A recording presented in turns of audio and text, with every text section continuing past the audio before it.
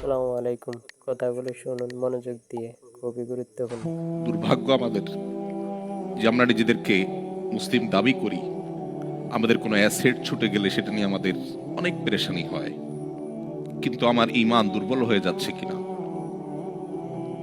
আমি কুফরের কাছাকাছি চলে যাচ্ছে কিনা, আমার ইসলাম দুর্বল হয়ে পড়ছে কিনা, সেটা নিয়ে আমাদের তেমন কোনো পেরেশানি হয় না।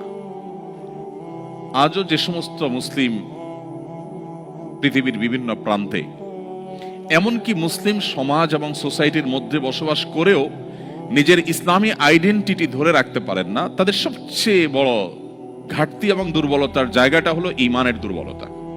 মাল্টিকালচারাল সোসাইটিতে যদি ইসলামকে বুকে ধারণ করে মাথা উঁচু করে হীনমন্যতাকে দূরে ঠেলে আপনি যদি আপনার দ্বীনকে নিয়ে আপনি প্রাউড করেন, আপনি যদি একজন ভালো এবং আদর্শ মুসলিম হিসেবে নিজেকে আপনি উপস্থাপন করতে পারেন, আপনার ফ্যামিলিকে যদি আপনি গড়ে তুলতে পারেন, সন্দেহাতীতভাবে এটা বহুমুখী চ্যালেঞ্জিং।